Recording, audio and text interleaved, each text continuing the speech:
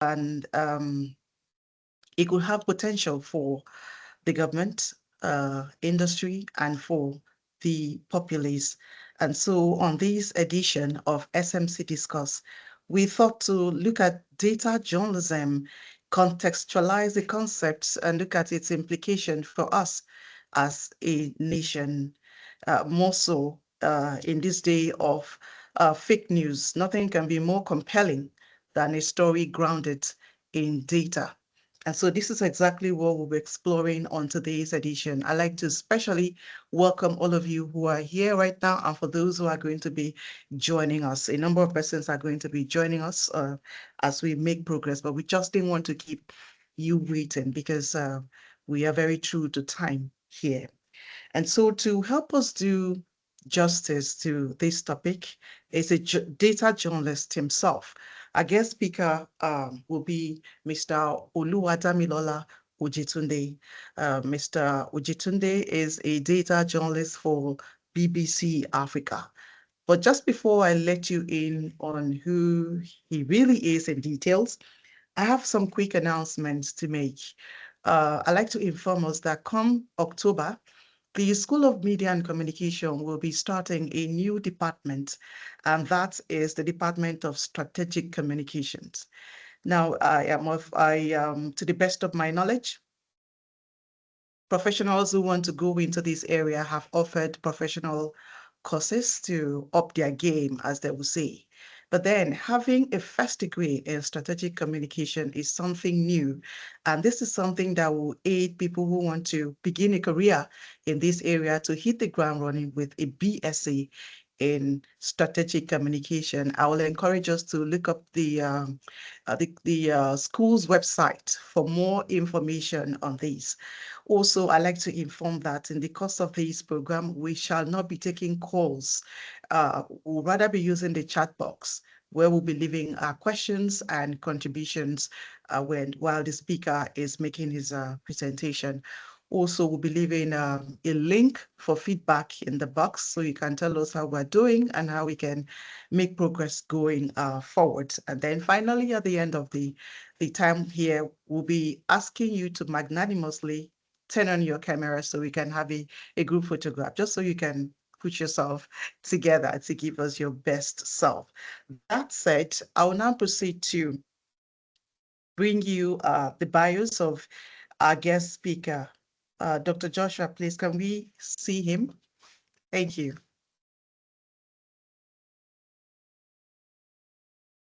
Okay, so now to a short bio of Mr. Damilola Ojetunde. He is a data journalist, as I mentioned, at the BBC Africa Digital Content Hub. Now, prior to this role, he served as the Africa Data Journalist at the Organized Crime and Corruption Reporting Project, OCCRP, where he supported investigations with data analysis and data journalists with data fights. Damilola also led the data unit at the International Center for Investigative Reporting, ICIR, in Abuja, Nigeria.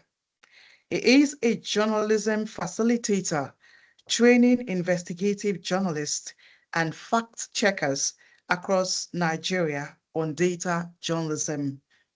Damilola's experience in data journalism spans 8 years. He is a finalist of the 2020 Africa Fact-Checking Award. He holds a degree in demographic and statistics from Obafemi Awolowo University, Nigeria. Dear participants, please let's welcome our guest speaker, Mr. Damilola. Thank you. Yeah, thank you. Yes, yeah, thank you very much, Doctor. Thank you, everyone, for joining us this afternoon. And thank you for also inviting me to be a part of this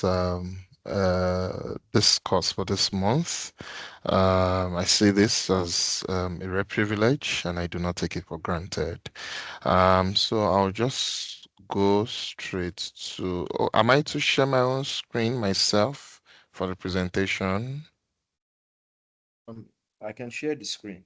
Share your screen, but you can please turn on your camera. Can you turn on your camera so we can Okay. see your handsome face? Yes, Oh, thank that's you. fine. Yeah. Okay. So, okay, maybe I can just go ahead and share my own screen. Would that be fine? Okay, that's fine. All right. That's good. Okay. Yes.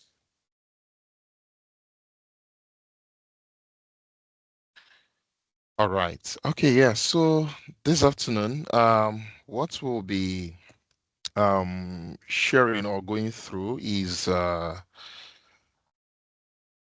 data, I mean, basically from data to story, advancing data journalism in Nigeria. Basically, how you can transform data into compelling and impactful story or narratives. Yeah, as you can see, my name is Damilola Ojetunde, and as I've been introduced, the Africa data journalist with BBC. Yes. Okay.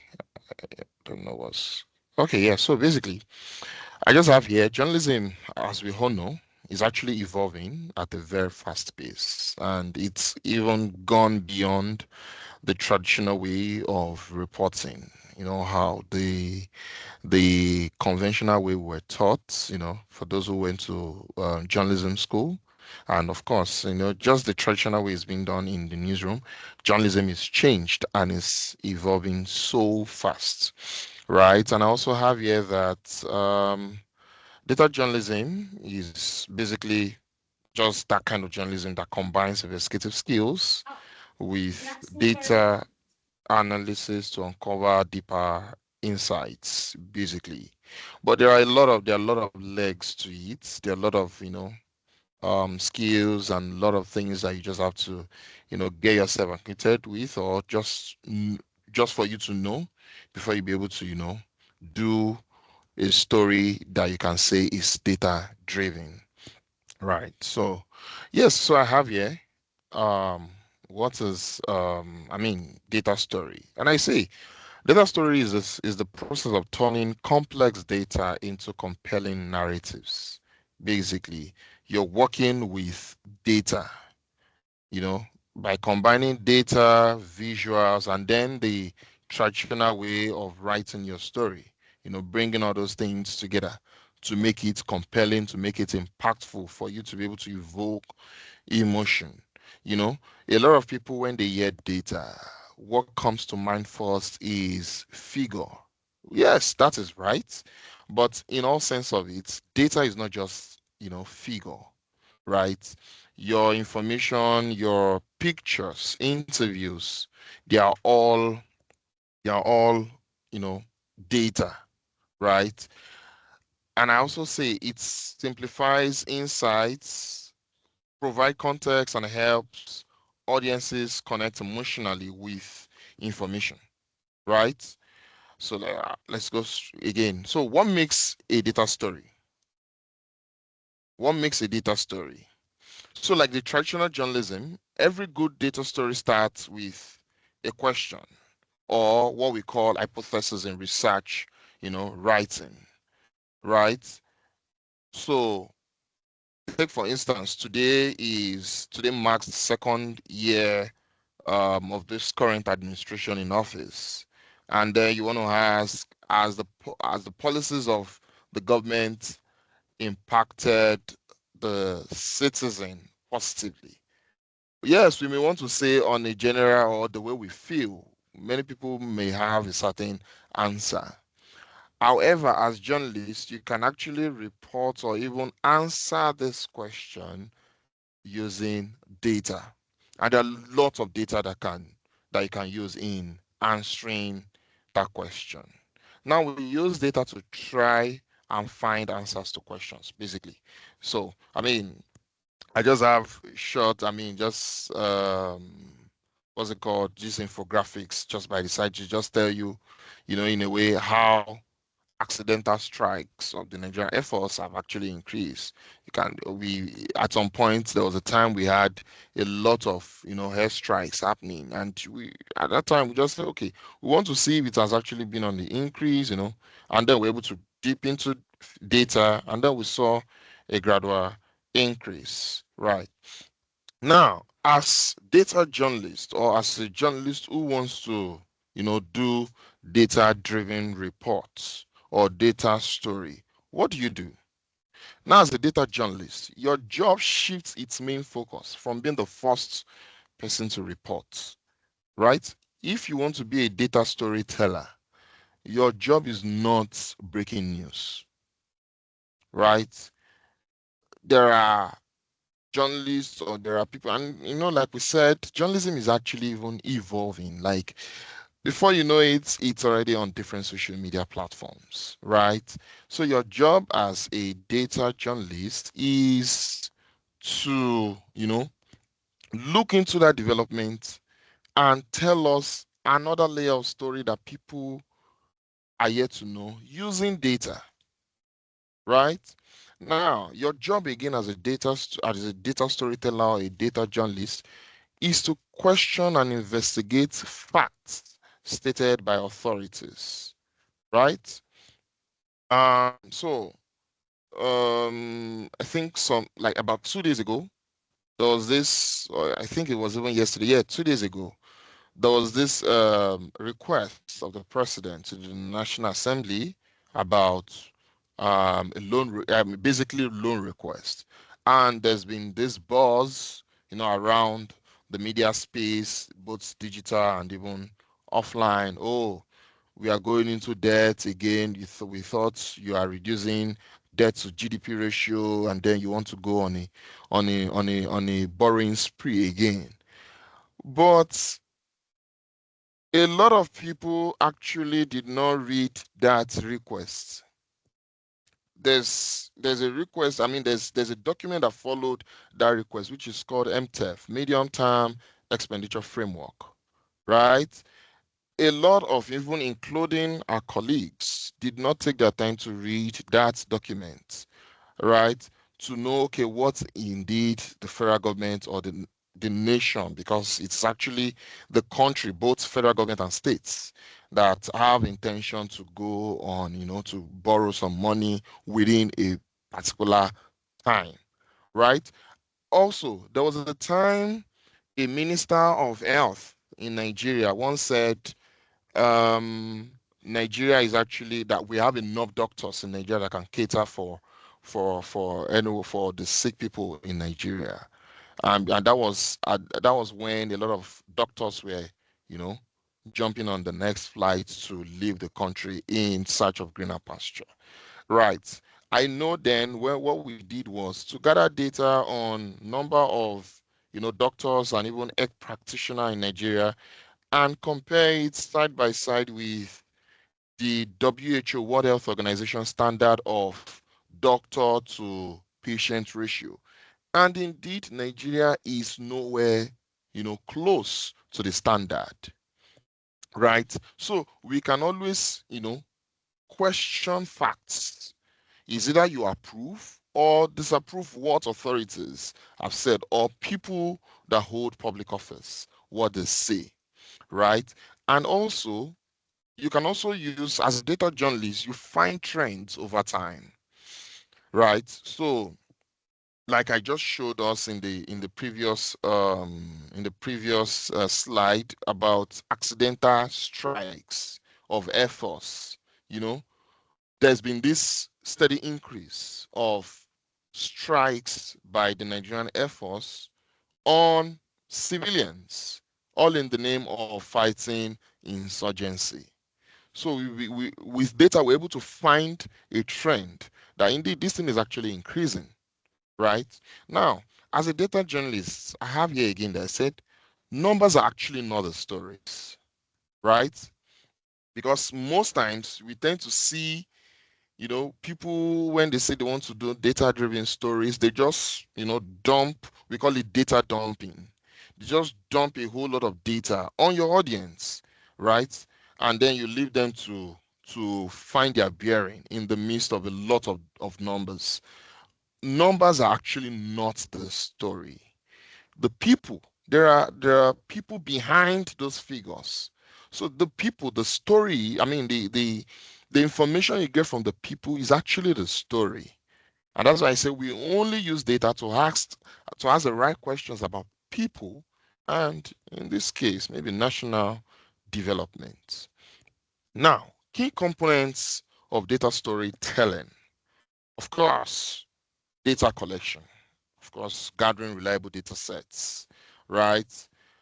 Analysis. You have to analyze your data, to be able to find your trends and patterns, which we call insights, which can actually portend you to your story.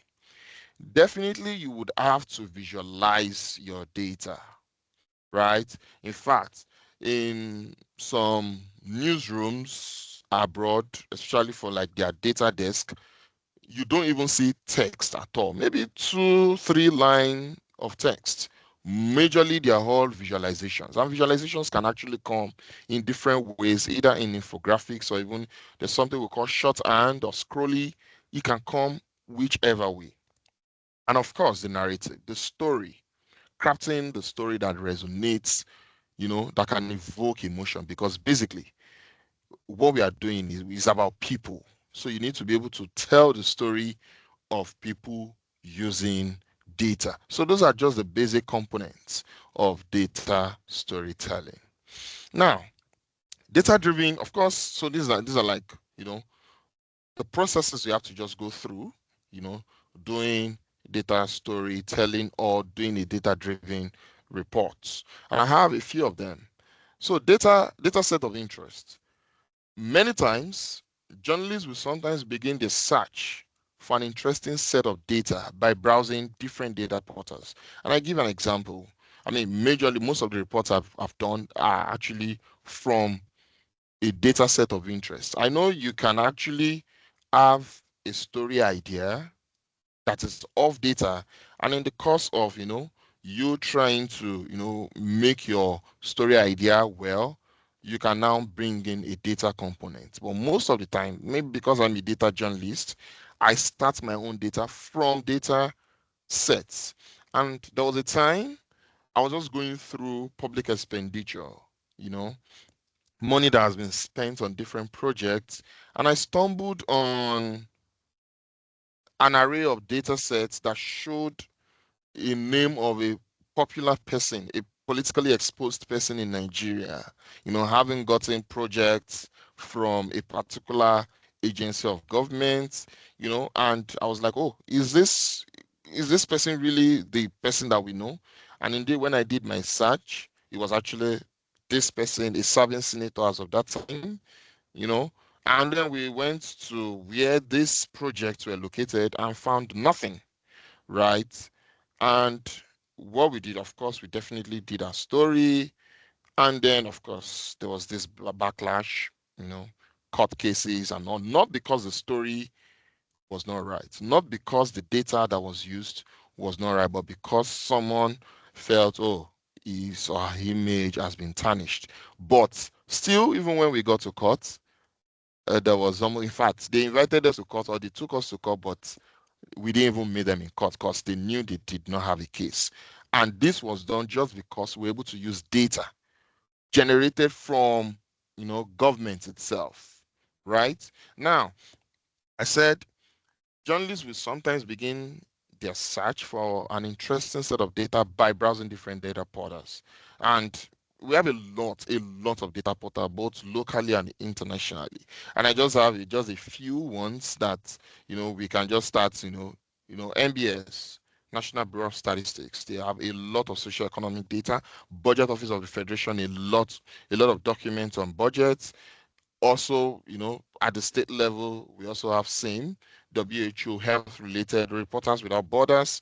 Those ones, data on press freedom. I see did something recently, to mark the World Press Freedom Day. How a lot of, how Africa is actually becoming more hostile for journalists just from data. Then UN Comtrade, we give you data on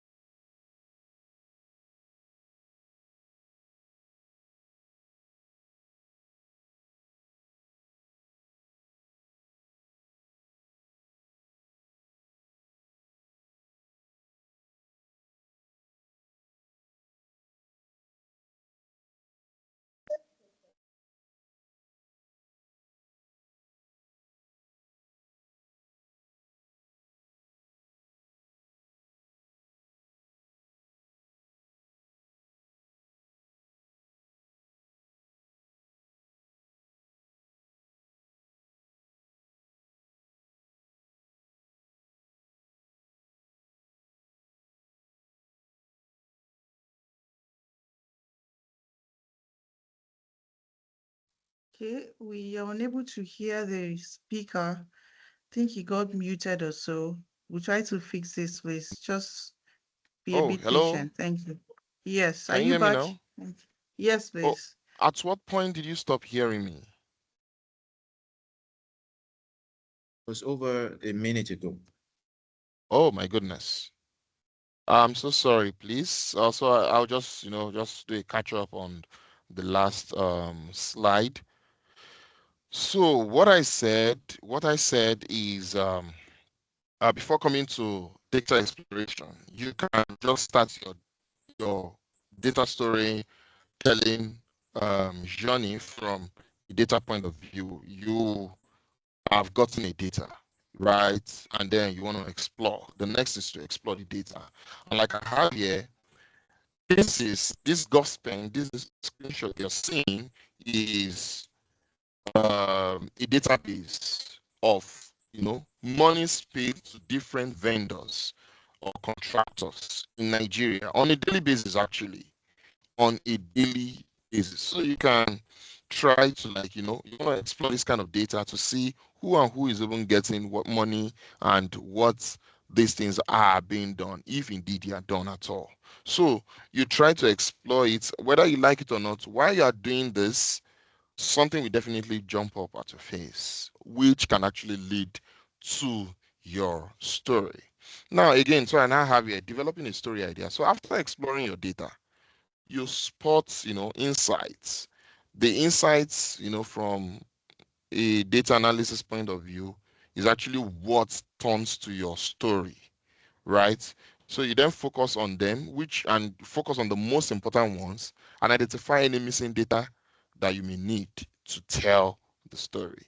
Then of course, most times data comes dirty, and when I say dirty, it comes not exactly the way you want it. So you have to still, clean and prune it down to the way you want it. And then you analyze. And after you do your supplemental reporting, the traditional way of clothing the analysis you've done with your text, with your storytelling, bringing human feelings, into it, and then it becomes a full-fledged data story. Right. So advantages of data journalism over the traditional way of doing journalism: accuracy and credibility. Right. Like Doctor mentioned a lot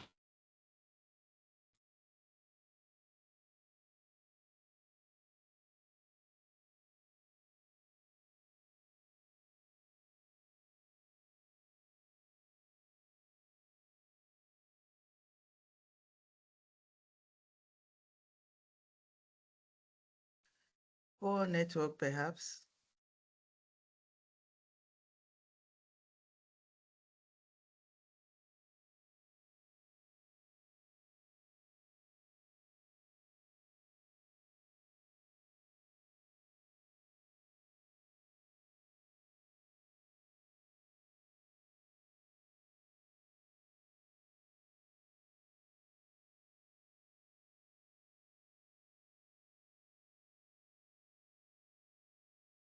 Hello? Yes, you probably have a network challenge where you are, maybe. But we lost Oh, you that's again. interesting. Yeah. Okay, but can Okay. you all hear me now? Sure, Yes, we sure, can we hear can. you. Welcome back. Okay. Please apologies, please. All right. Yeah, so like I said in the era of, we are just in that era where journalism is actually faced with a lot of, threats. When I say threat, I don't mean the threat that comes from maybe authorities or threats from, fake news, misinformation, disinformation, right? Doing data journalism can actually, help you, verify a whole lot of data or information that are being thrown or bandits here and there. And I just mentioned about when a minister of health at some point in Nigeria said something. In fact, there was a time that I personally even, fact checked the National Bureau of Statistics, who is an authority in terms of statistics or data in Nigeria. There was a time they released a particular data. All I just did was just to question the methodology of at which they gathered their data, and it was flawed. And when the report was done, the statistician general then, Yemi Kale, actually, tendered an apology, and the data was pulled down, you know. So, and it was just basically questioning methodology and bringing other kinds of data to, you know, verify or disapprove what they said. Number two, deeper insights. You can uncover hidden trends, right? I was involved in a project that looked at the aftermath or even the process throughout the 2023 general election, and we gathered a whole lot of data. It was an international collaboration. It brought we brought about different journalists from of course from Nigeria and of course outside the country because of their expertise. And we're able to identify different things that actually went on during the election, right? Of course, you and I, we hear about what they call budget padding, right? And just recently, a report was released again that there were inconsistencies, in the budgets, that some people actually inserted different things and, for their own maybe personal whatever interest, right? So you can actually uncover a whole lot, you know, you doing data journalism. And again, for engagement, they say a picture speaks a thousand, like this, that like they always say it, right? Using infographics, visuals, right? You get more engagement, right? A lot of Nigerians maybe now they don't really have time to want to sit down with the long piece that we used to do, 2,000, 3,000 words. They don't want to sit down to read such kind of story again. But if you can just put them into different forms of visualization, right? It can go well. I remember there was during the COVID era, there was this story that was done on the conditional cash transfer of government then. And what we just did was to do a visualization of how the money were distributed, which states got which what, and before you knew it, even the minister herself, because he really rattled them in government then.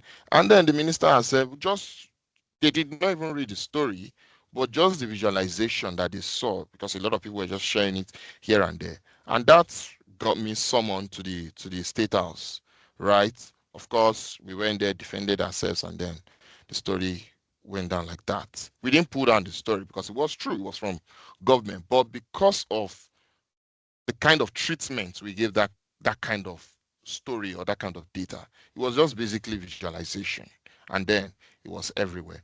For accountability sake, you can hold, you know, government to account. I mean, we cannot overemphasize that, can never be overemphasized. In the we are in that at that stage where transparency and accountability is just what we need to get right to get this country going forward, right? So data, as journalists who do data driven reports, you can use data to hold government to account. Oh, they said they will do this, but what is the data saying? Is it saying otherwise? Right? And then I have scalability. Large data set can be analyzed quickly using, of course, tools. Some of these tools are actually user friendly, while some of them can be complex sometimes. Of course, you need, more trainings to be able to do that. Um, yes. Okay. To the next slide. So, how is data journalism redefining the media landscape, in Nigeria? So it shifts. So data journalism actually shifts from opinion-based to evidence-based reporting, basically, right? And then it also brings about interactive journalism. Readers explore data themselves. So imagine um, imagine during the time of COVID-19, when a lot of people were actually locked indoors. There were dashboards that were built, so you could see just on your screen how the number of COVID cases were increasing.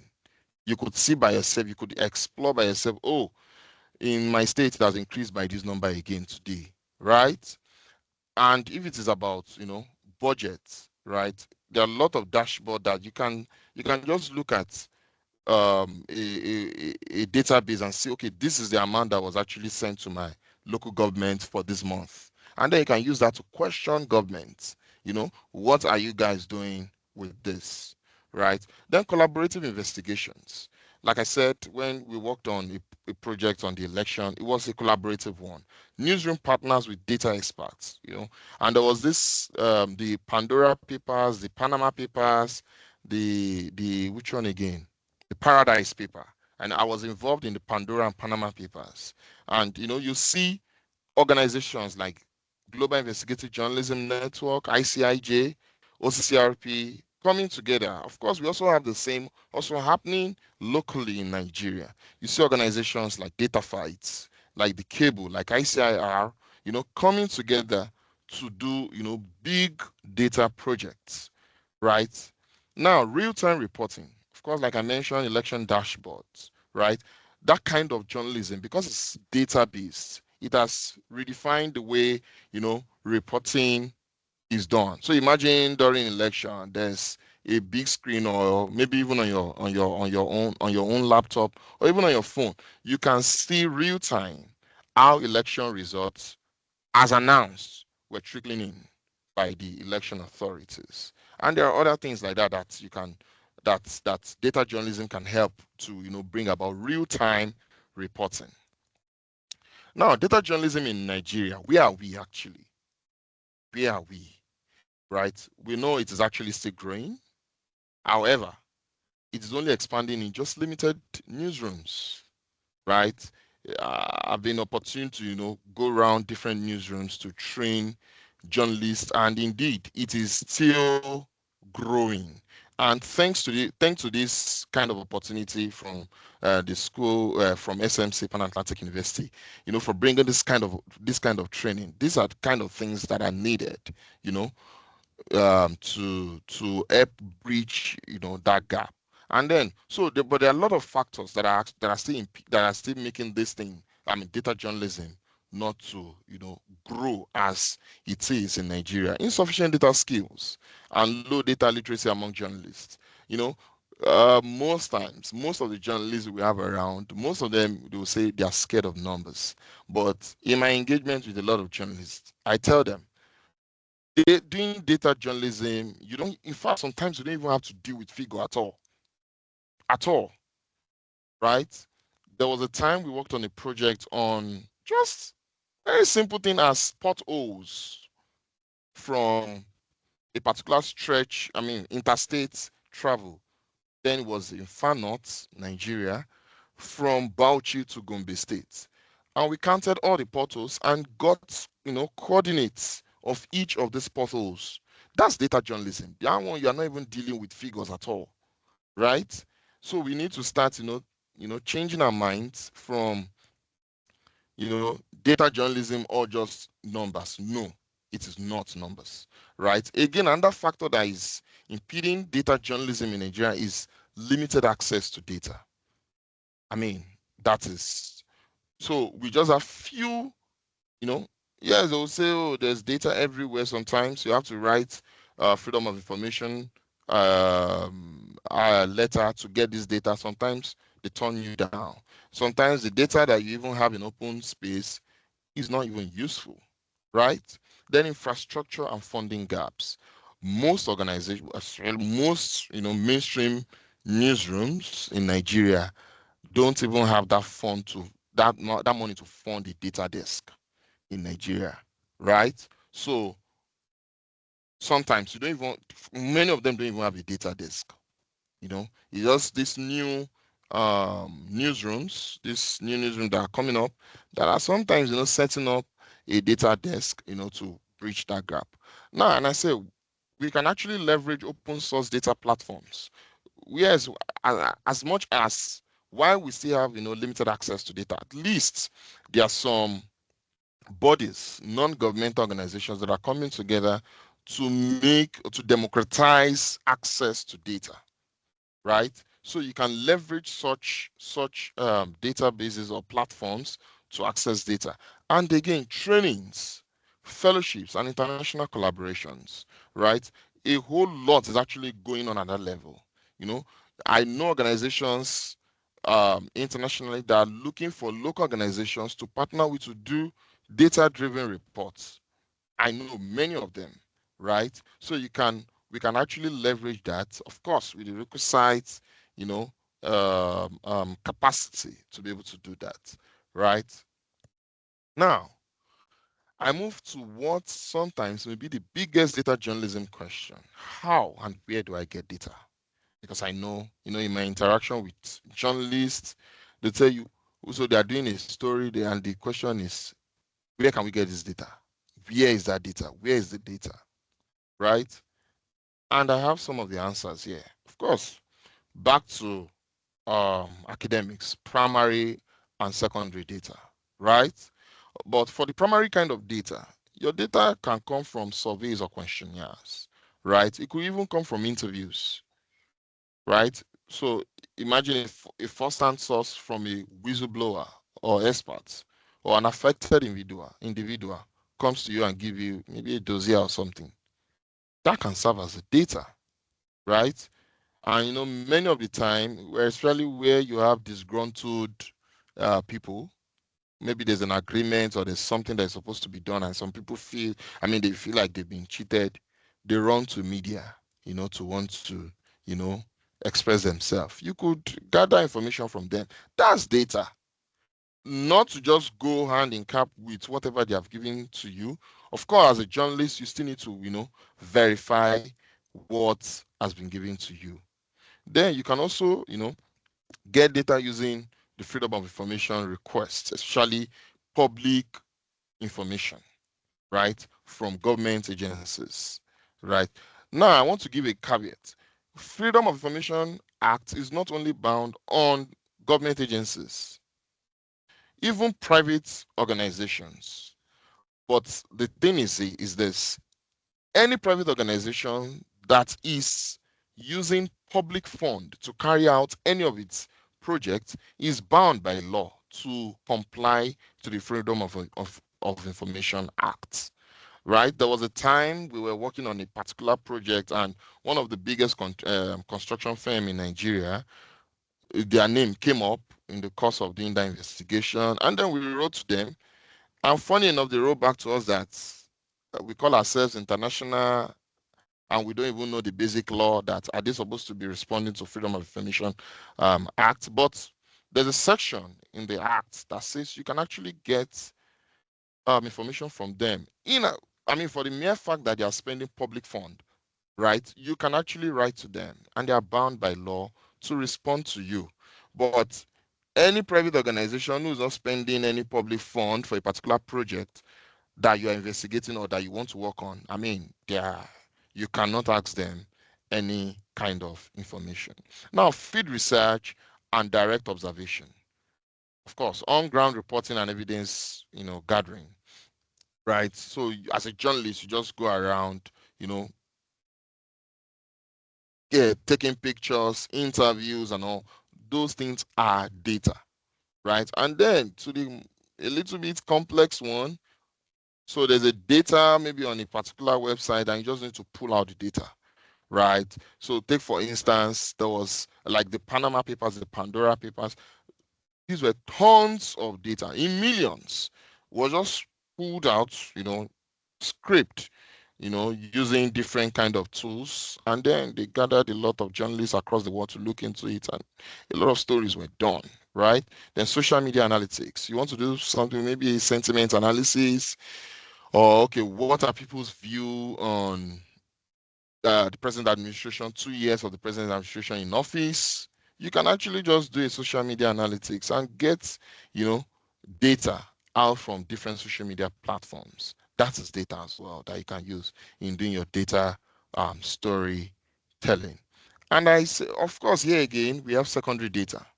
Of course, these are data that are not collected by you. These are data that already exists, and you have different kind of sources that you can leverage. You have the government sources, the international sources, the non-governmental sources, and you have a whole lot of them that are not even mentioned here, right? I want to believe that maybe the presentation will be made available, or I think is recorded, and so you can always still come back to this page in case you need any source that you think you want to get the data from, right? Now, so I want to share some of the story samples that we did using both primary and secondary data. And this is an example of a story that was done using primary data, right? We collected the data ourselves. And this was in 2021. So average collections by area boys from micro businesses in 23 local governments and LCDs in Lagos, right? And so this story is actually levies, all these levies, taxes that are collected by some of these boys on the street of Lagos across the states, but were not accounted for. The money was not it was not going to the coffers of government, right? Now, so what we did was we went around major markets across all the 23 local governments in Lagos. It was not a day.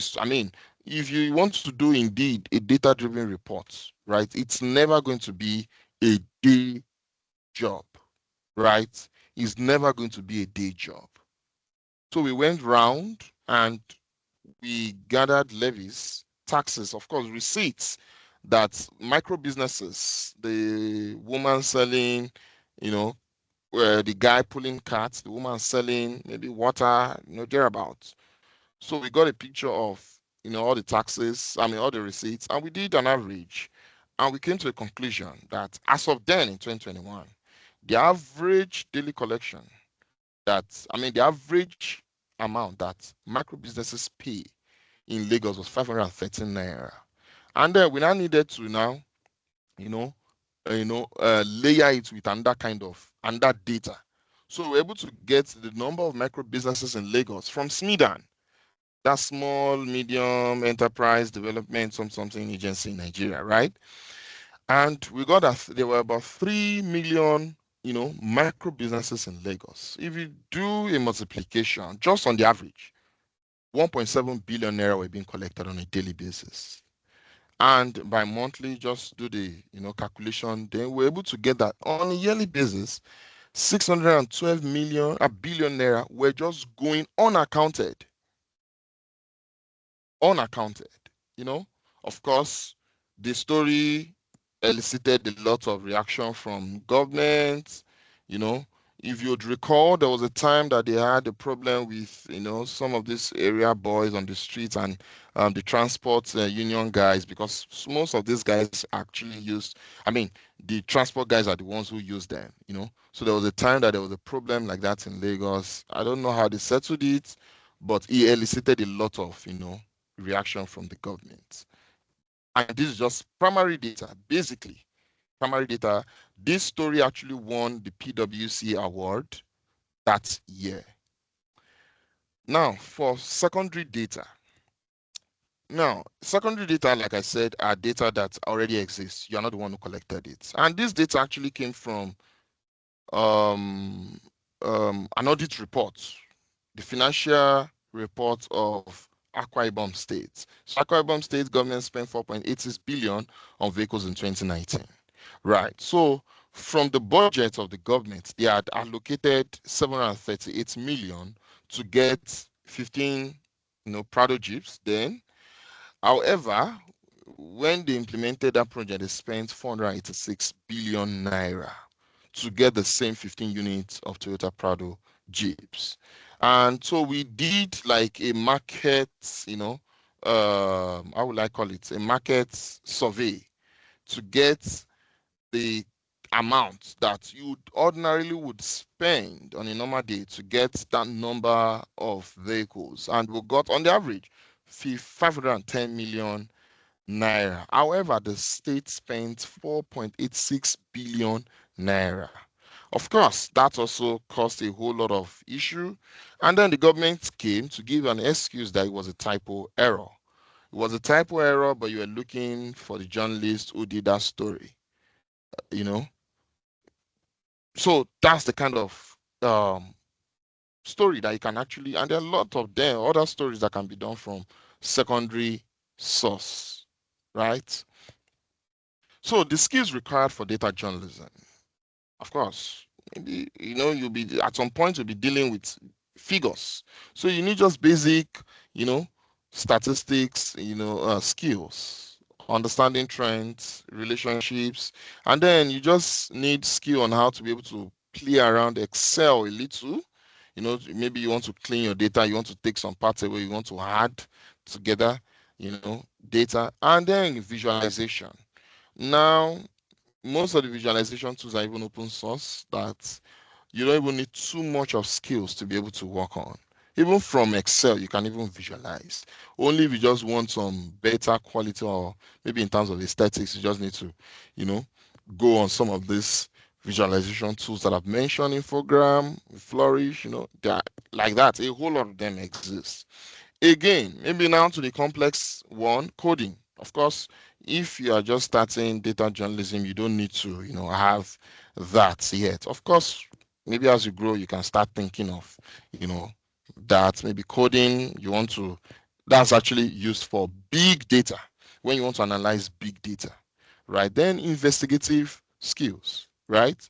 Of course, because you are still going to write story, you want to unravel hidden patterns in a story. Sometimes that hidden pattern may not come up just analyzing data, right? You still need to talk to someone, you still need to you know call someone, and that is where that comes in. And then storytelling, you need to be a good writer. Actually, you need to be able to tell a story. I mean, you need to be a good storyteller to be able to do data driven reports.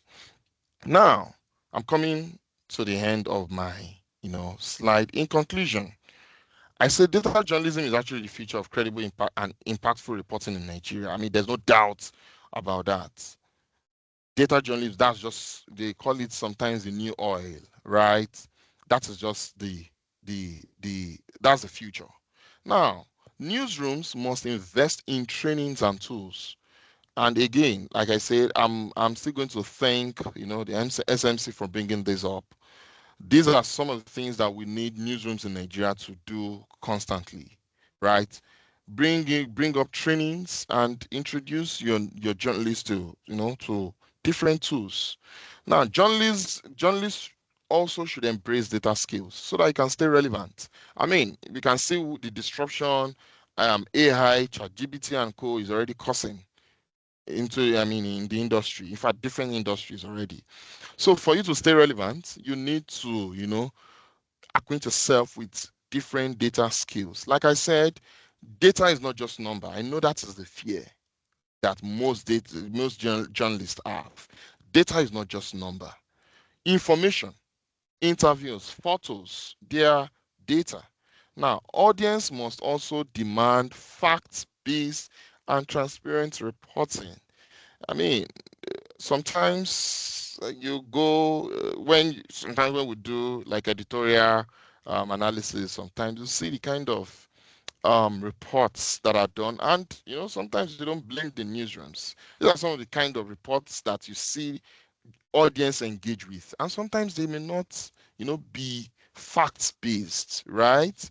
So we as journalists must also push that narrative, for fact based reporting, so that audience can also start to now be asking for that kind of reports, right? And I leave you with these quotes: without data, as a journalist, you're just another person with an opinion.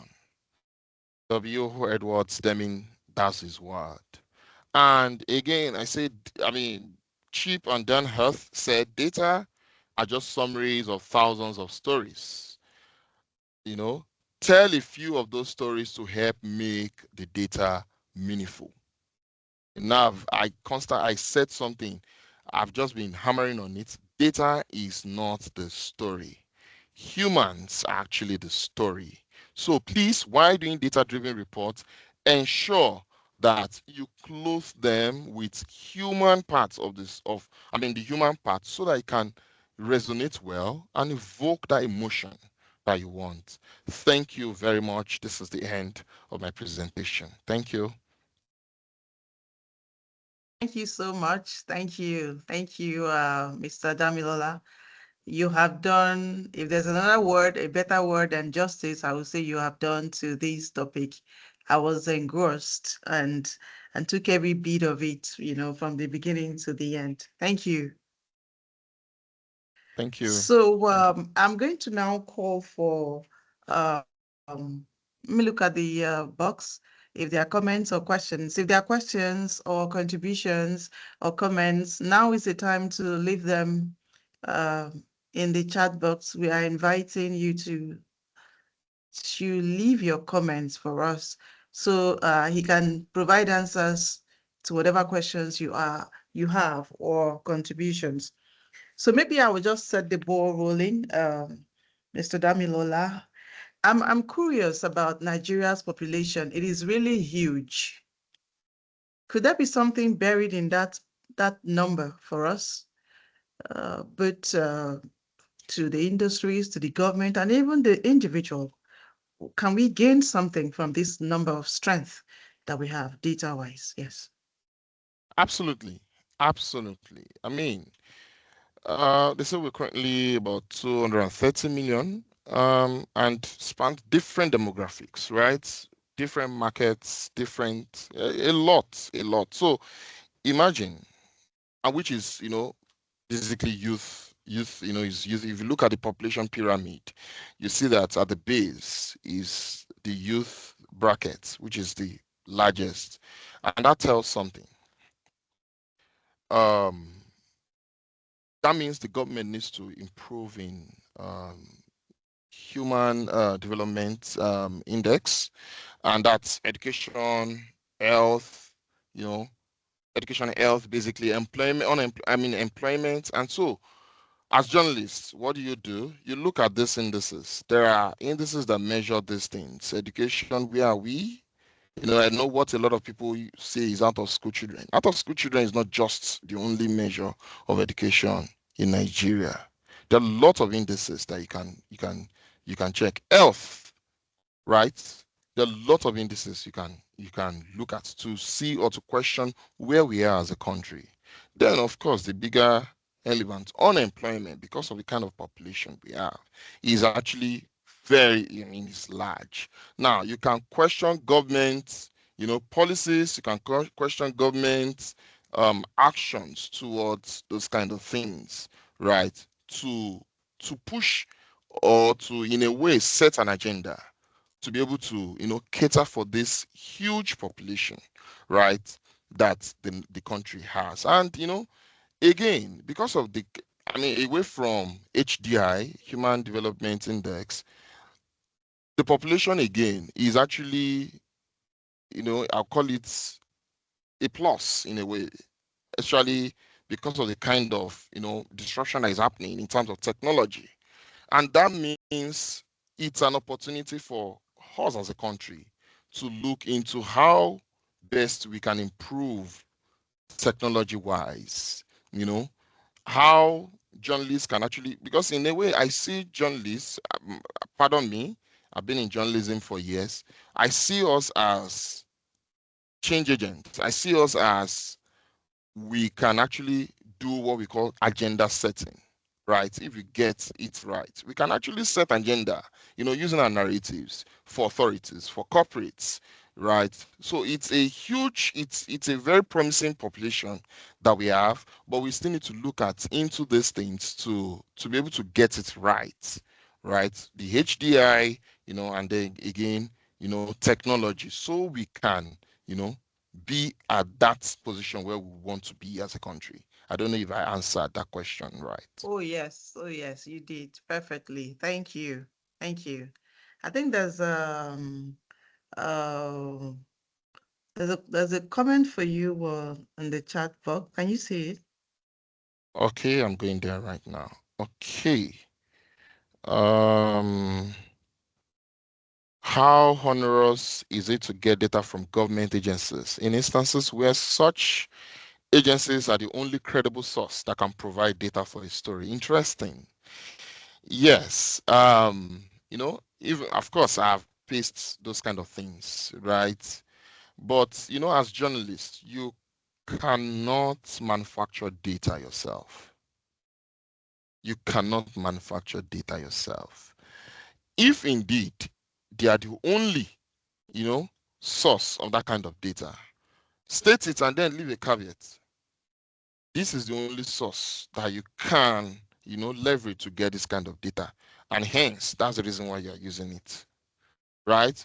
But what I also tell journalists sometimes is I mentioned during my presentation, I fact check National Bureau of Statistics. If you have the competence, I mean the capacity to be able to, check how data is being collected, you can actually still do that. Even that's even one story on its own. If indeed you were able to find something wrong, because how was I able to do that? It was not that I wanted to fact check NBS in itself. I was actually looking for a data, and I stumbled on that because they were the only one who had that data. But the data was looking funny to me. So I tried to look at the methodology, and I found them wanting.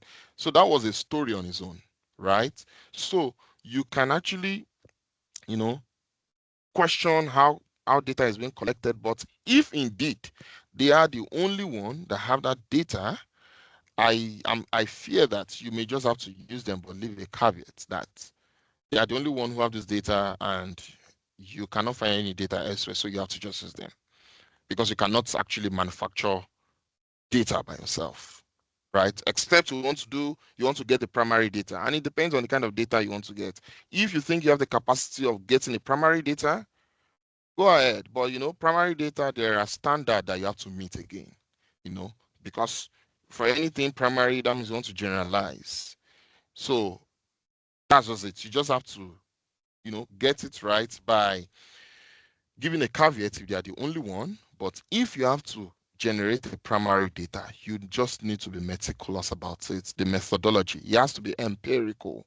That's the word. It has to be empirical. So I think I want to believe I've answered your question.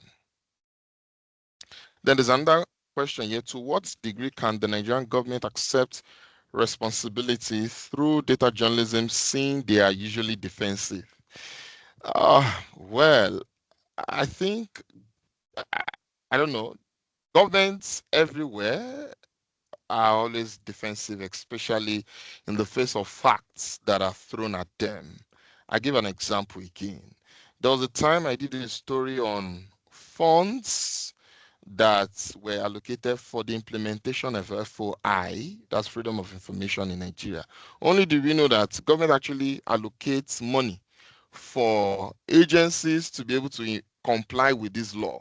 But when you and I write letters to them requesting for public information, they don't respond. So we gathered the data on funding, and then we did a story on it, how despite this funding, government agencies are still non-compliant to Freedom of Information Act. And then the ministry that is saddled with the responsibility of overseeing FOI in Nigeria is the Ministry of Justice. The then minister summoned me, of course, of seeing the story, summoned me and my editor to his office. And then what he said was, we need to pull down the story because they were questioning him in the villa. And what we did was, Honorable Minister, sir, the reason why we put down this story is if you can provide a counter data to these reports, right? So that means as data journalists, you need to get your data right. It must be watertight. If you are in doubt, please leave out. That is just it. You need to get your data right so that you can stand in front of them and tell them, sir, ma, we may not be able to pull down this story. The minister was so aggressive. In fact, on point, they brought state agents. But because we were so sure of what we did, that even hand us at the end of the day, hand us what I would call, we were now invited to be a participant in the Presidential Committee on, the compliance of Freedom of Information Act in Nigeria, just because we were able to, we stood our ground. Now, the reason why we're able to stand our ground is because the data was accurate. So please, if you have to do data story, please and please ensure that your data is correct, right? And then when they come, yes, you'll be able to stand, by your story. They can only just, they can only be defensive. But if your data is correct, please stand by it. Thank you. I don't know, should I just go ahead taking the questions and answering them, Doctor? Yes, please go ahead. Okay, Thank you. okay, all That is right, if those that asked are satisfied with the answers provided. Yeah, okay, okay, thank you. all right.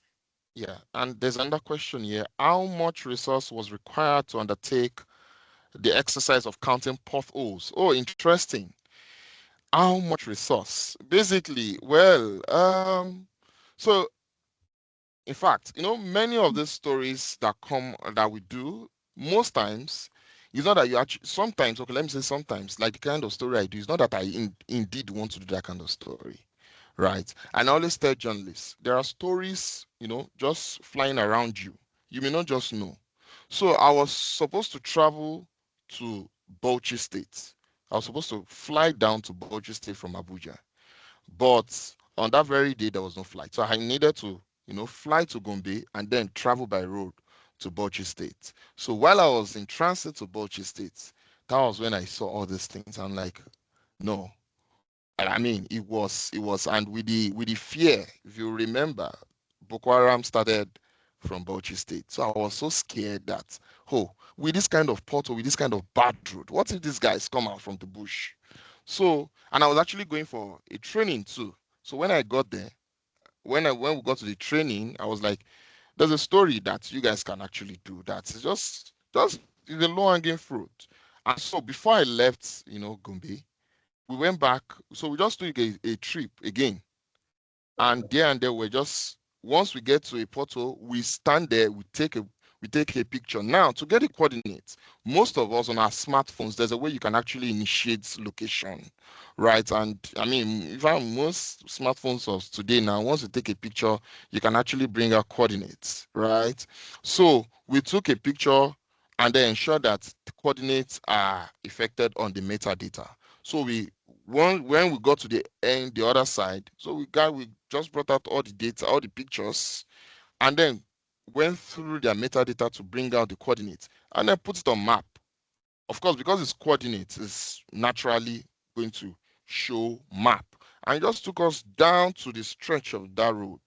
And so we did what we call heat maps. So we just on the visualization, we just put heat on each of the portal along that stretch of that road, which is about more than 100 kilometers of road.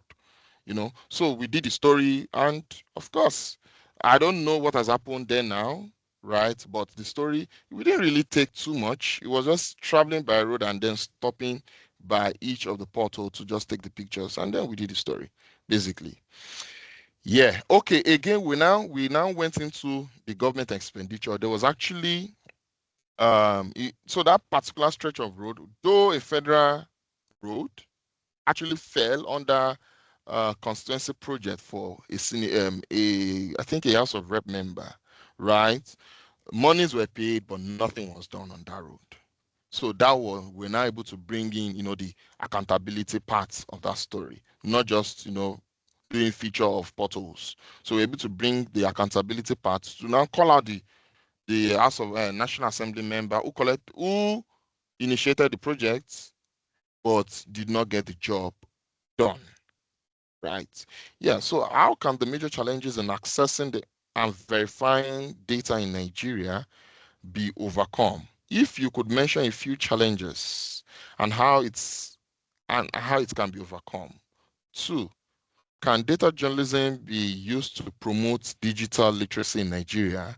And three, are there any upcoming trends in data journalism or currents that are not yet being used in Nigeria? Okay, the first question, how can the major challenges in assessing and verifying data in Nigeria be overcome? Yes, like I said, a lot of non-governmental organizations are already coming up, you know, to democratize access to data. And one is budget, right? Another is a project under CJID. CJID is owned by Premium Times. It's called Udeme. And I know there are NGOs, based on their own thematic areas that are collecting data that ordinarily supposed to be made available by government agencies, but because it's actually not done, some of these guys are now coming together to make this kind of data public. Now, for verifying, I know many times, sometimes you're faced with the issue of the same data point but different kind of data. Like you're talking about the same data, but you're not getting different data from different sources. How do bring them together? All you just need to do is state the data from this agency or from this organization, state the data from this organization, and then leave it for your audience to judge. It is not for you to now say, oh, this data is actually the best, and so you are going with it. No, you state every of the sources where you can find that kind of data, state it, right? And then you leave it to the audience to handle. Now, can data journalism be used to promote digital literacy in Nigeria? Of course. And it's happening already. It is happening already. Because of the transparency and accountability, campaign that has been going on, especially in the NGO space of journalism. Now, I know there's this platform called is owned by one of these organizations too. I don't know I can't remember the name now. You can actually just in the comfort of your room see the amount that goes to your own local government, right? And it's now, by extension, gets people to be aware of what is coming to their local government. Now, this is not even state. So before you know it, you just see the ordinary man on the streets, waiting for the month to end to know what is coming to his state or to his local government, right? So data journalism is because the kind of report that have been done, data-driven reports that has been done over time that has led to this, right? And are there any upcoming trends in data journalism or current that are not yet being used in Nigeria? Of course, like we said, it's evolving every day, right? If you go to, if you want to get ideas from developed newsrooms in other countries, they are now even doing data journalism or data-driven reports in different ways.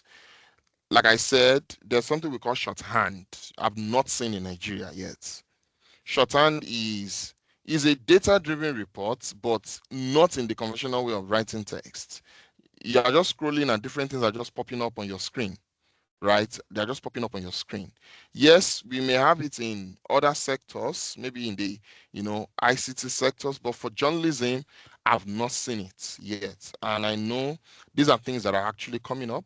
Maybe in the next few years, we may start seeing it in our own newsrooms too in Nigeria. Now, there's another one. You are in a peculiar niche. How can we encourage budding journalists to risk this bit, seeing that it is a risk averse terrain? Indeed. Well, it's actually, well, will I say risky? There's almost no part of journalism that is not risky. That's just the simple truth. Yes, because you are now dealing with facts, and then going by the kind of the question we responded earlier, in the face of defensive authorities, then the risk gets increased. The simple thing is get your information right. That's just it. Get your information right. If your information is right and watertight, permit me to use the word, this one I always say it, they can only back, they may not be able to bite you, right? But if your information is not tight, it's not watertight, I fear maybe whatever you see, you may want to take it, right? But ensure that your information is correct, your information is right, and also then you take your own personal security, very, very important, right? We hear a lot of things happen here and there, but ensure that you are safe because it is only when you leave you can tell a story, right? So that I think that's the answer I can give for that question. I think those are all the questions that I have in the comment section. Thank you so much for handling that session for us. Are there any other comments, questions? If not, I'll just ask this last question coming from me. Dr. Josh, do you have a question for Mr. Damilola? Oh, well, I Okay. had asked the questions about, I was the person who asked the first question about Okay. the resource. The honorers. Okay. Okay. So, Dami, let me just ask this question. Most times, there are lots of development initiatives being driven all around the country. And very often, interveners find it difficult to get the buy-in of people, particularly things that have to do with behavior change and all of that, probably because they don't see the need for those things. Can data storytelling not come to be that evidence that they need to sell whatever it is? For instance, take climate change, for instance. Everybody knows that things have changed. The climate, even the blind can connect with that. But people don't seem to know what their contributions are to these outcomes. So they just tell them, do this, don't do that, do this. There's no evidence to say, okay, because we stopped dumping plastics in the gutter, for instance, the drainages are no longer clogged, flooding has reduced in the area and all of that. So that connection, I think if it is made visible in storytelling, it may be more compelling. I don't know how data storytelling can come in to help there. Thank you. Absolutely, absolutely. In fact, I think you even just even you gave an answer already to the question, right? And I've been saying it, and I will say it again. As journalists, or even as a data journalist, you are setting agenda basically, right? Of course, as much as you are um, unraveling ills in the society, your work is also to set agenda. Now, take for example the climate change thing that you mentioned. Yes, there's been ban on this, there's been ban on that. This has reduced, flooding has reduced, and all. Sometimes journalists actually go back to report some of these things, right? There's something we call solution journalism, right? Journalism is not just all doom, right? So you can go back, you know, just even it could even be a spatial kind of reporting. You can even do a drone of where it used to be clogged before and how it is now. Go back, take pictures of those places, right? And tell the story. This is how it used to be before by data. Now, data from the Ministry of Environment, Lagos State says this, and then you can see it happen. You take pictures of those things, right?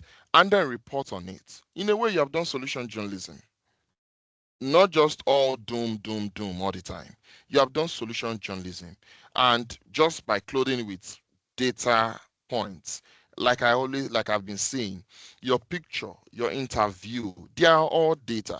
It is not just only when you put 1 plus 1 plus 2, 2 plus 3, or 3 divided by this or percentage that you are doing journalism. No, make your work relatable. And that's why I kept saying it is until when people can resonate with it that you have done data journalism. Again, people are actually the one behind the data.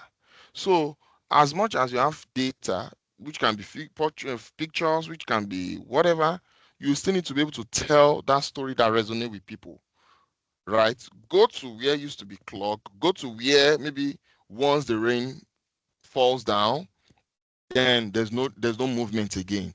Go to those places and report on how it is now, right? So people can actually relate with it, and then people can actually see, now hold on to that behavioral change that is being pushed.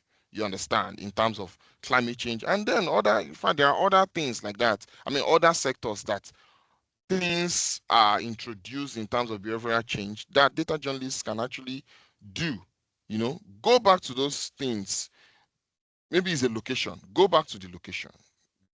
Get your get your information. Talk to who is necessary. I mean, who is relevant to be talked to, and then put your reports together so people Okay. can resonate with those things. So it will not just be you are pushing these things on us, we cannot see. So what's the point?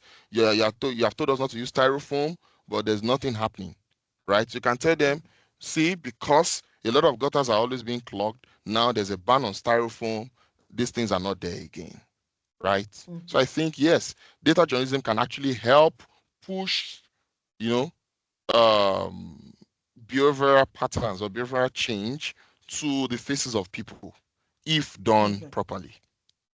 Okay. Thank you so much. Sorry, Now, Dr. for all that Margaret. you, yes, Okay, please. I have one more question. Oh, thank you. All right. Thank you again, Mr. Damilola. Thank you very So my much. question is, what's the observed level of appreciation from the audiences who you are, you know, creating these stories for? I mean, do they appreciate it? Do they understand it? Does the average Nigerian understand, what's being done by telling data-driven stories? Okay, yes. So let me answer by saying the treatment you give a kind of story, you know, tend to, tell the kind of engagement that you have. Now, for me as a data journalist, in fact, I don't like to even put too much of text because I want it to resonate well with people, right? And I just give it in fact, a lot of visualization. And because people can see visualization, like they can see it on their phones, on their tab, before you know it, they are pushing it everywhere. It's everywhere, it's everywhere. They are sharing. I give an example. There was a time, okay, like the one I mentioned about conditional cash transfer. I only just did the story. People were locked in during COVID-19, and the government came out to say they want to cushion the effects of the lockdown. They were sharing money, and then some people were saying they've not seen anything. So what I did was to get the data from the office of the vice president, just did a simple visualization, and it was everywhere. My dad, in one of the groups that they belonged to, because my name was on the visualization, he sent it to me and said, I'm proud of you, my son. Even though the visualization had landed me in trouble because the minister was looking for me, they were all looking for me in the villa. So the kind of treatment you give your story, especially data-driven reports, mostly it should be, less of text, more of visualization, because people tend to engage more with visuals.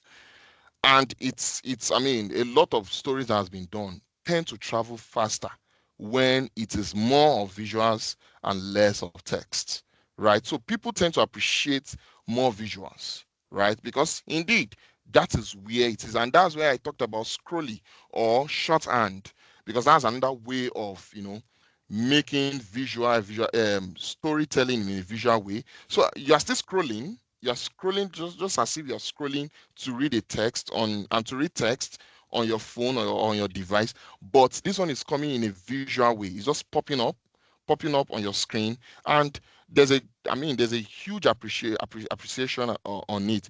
In fact, in the BBC where I work, when you're working on a big data-driven report or data project, it has to be shorthand or scrolly, because we've seen from our metrics, from socials and even the website, people tend to engage more with it. Okay. Yeah, Thank you. Dr. Josh, I hope your question was answered. Absolutely. Thank you, sir. Okay. Thank you. I'm beginning to have a feeling that data-driven stories thrive more on the social space as opposed absolutely. to the mainstream space, because I'm thinking about the economic viability of such stories. Are these the kinds of stories that pay the bills in mainstream media? And if the trainings that you've held with media organizations included those at the managerial levels, so they could get their buy-in to letting their journalists do this sort of stories, because journalists who are in mainstream employment or who work for people are not at liberty to do whatever story they want Mhm. unless those being assigned. Absolutely. Yeah, yeah. It's true. And that's why some of us are actually even pushing for more of digital. I mean, an organization like BBC is even closing down a lot of non-digital platforms and moving almost everything to digital now, because they have seen the viability in that market. That is where the market is now. Because I'm sure, as we're in this session, if you go back to your notification stuff of your phone, you must have seen a lot of news are dropped in different kind of treatments, either visuals, carousel, or slides. And because that is where the market is now, right? So it is an opportunity for mainstream newsroom, like we said, trainings, capacity building. Perhaps they need to start looking this way, because whether we Okay. like it or not, the normal way of raising funds for mainstream media is actually depleting. Okay. All right. Thank you so much, Mr. Damilola. We really stretched you here today. No, no. It's okay. Thanks for Thank your you very time. much. We are blessed to have had you here. This has been quite revealing. I'd like to thank all the participants as well. Can we please just take 1 minute to fill the survey? The link, Dr. Joshua, please, there's a link in the box, the chat box. Can we just check take few seconds, really, not even up to a minute, to fill the survey here, telling us, share with us what you feel about this session and how we can improve that. While that is ongoing, I would like to request that we dust up our faces, do the makeup, whatever it is we want to do, and just turn on our camera so Dr. Josh can as well take a photo for us to share. Thank you.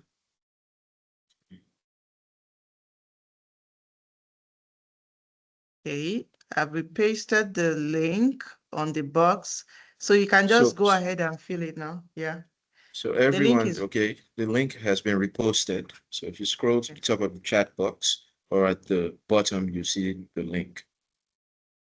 kindly take a few seconds to fill that. So in the meantime, we can turn on our camera. So Dr. Josh, you can just pop the camera for us now. Thank you. Thank you. Some cameras are still not switched on. Please, can we all switch on our cameras? Just a brief, second.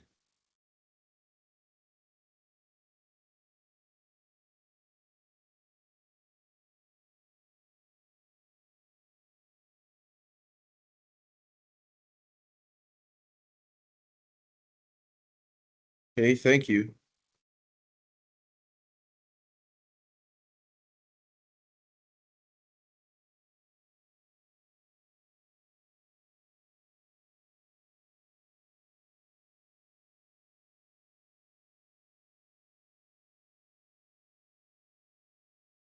Dr. Margaret.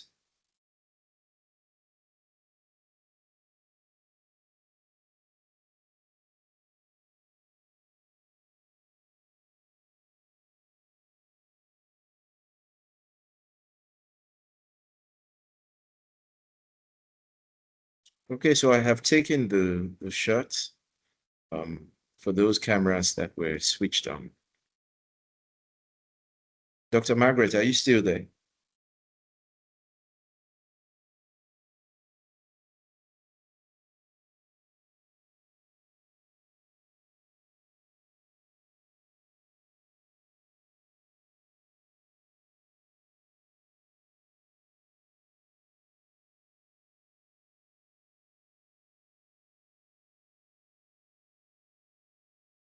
Okay, it seems like she has been perhaps thrown out of the session. But again, we want to thank Mr. Damilola for, exhaustively enlightening us on data-driven storytelling. I personally, I have learned it.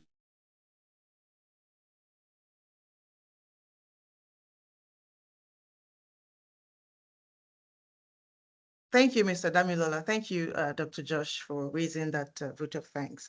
It's been quite informative for me, even if I thought courses in this area, but this has been quite revealing, perspectives that you brought up here. So thank you so much. And we're hoping that you keep your doors open for when next we come calling again. This usually isn't the number we get. We get a much larger number than this, but we don't know what happened here today, but we've benefited a lot from this. And we're going to share these results with your permission to those who have participated here with us.